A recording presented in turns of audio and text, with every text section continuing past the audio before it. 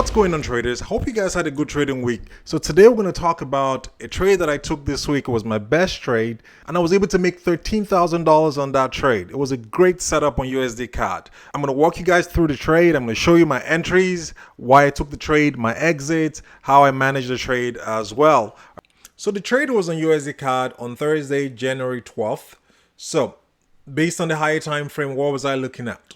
I was looking for 3 hits to the top, all right, 3 hits to the top on the higher time frame, and basically I want those 3 hits to be over the span of 3 days or minimum of 3 days. Sometimes you find 3 hits to the top and it could happen in 1 day, and I have a setup which I trade those kinds of days, right? But in this situation, I'm looking for 3 hits to the top over the span of at least 3 days. So let's start counting from the low of the week, right? So we see our first hit to the top on Monday, all right? We see our second hit to the top, second day. Third day was an inside bar, narrow range day. Then the fourth day, price completed the move. First day up, second day up, third day we're inside. Now sometimes these trades might begin its move on this day, the third day, without actually breaking the high.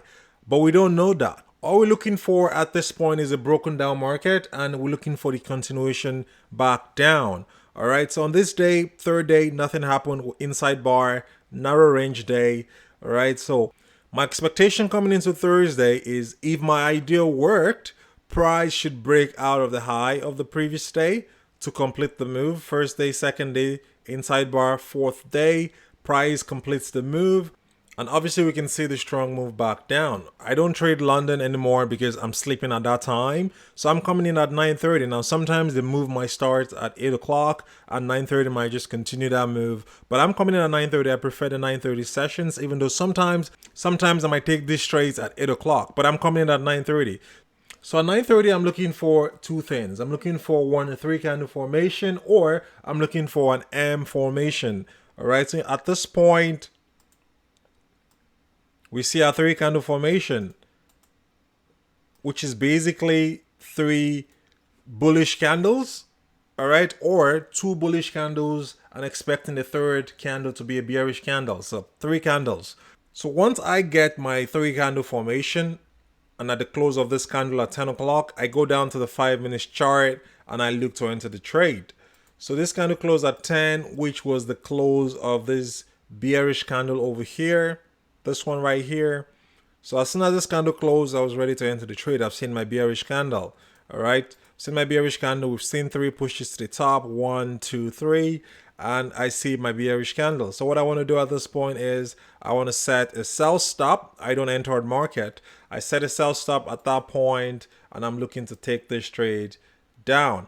So if I'm entering with a 3 candle formation, I want to make sure that my stop loss is at the high of that candle.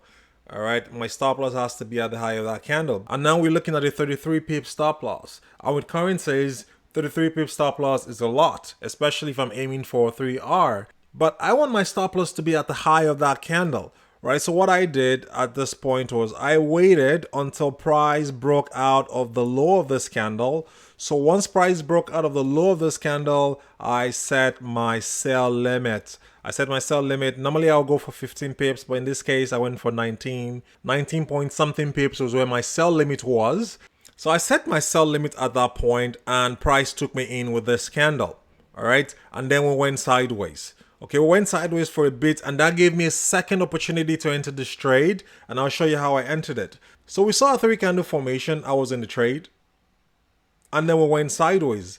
And as soon as this bullish candle closed, it was my trigger to enter the second position. Now we know we have 3 types of M formation: type 1, type 2, type 3, which is basically the double top, the shortened M formation, and the extended M formation.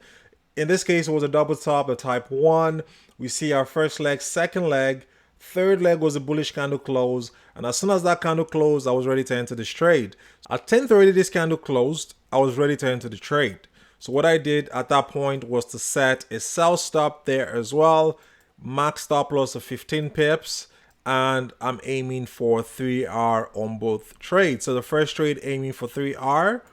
All right, second trade, I just put my take profit the same spot the first take profit was, which gave me about 3.4, 3.5 R. So this candle went up first and then came back down to take me in. and then we saw a little bit of retracement there. I was suffering a little bit there, but then price moved after what, 10 minutes, 10-15 minutes. I was in a bit of a drawdown, and then price started moving in my favor. So that's basically how I was able to bank 6.4, 6.5 R on this trade, which is about $13,000 on my personal account.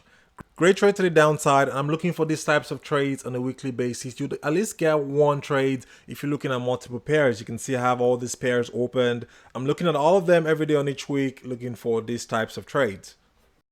Go back to USD CAD last week. Review January 4th. It's the exact same trade that I took on January 4th. And you will find these trades, if you're looking at multiple pairs, you will find these trades at least once in a week. And those trades move, all right? If they want to move, they move good and they move fast, all right? So that was the trade this week. I hope you guys enjoyed this. Do not forget to like and subscribe for more content like this. And I'll see you guys next time.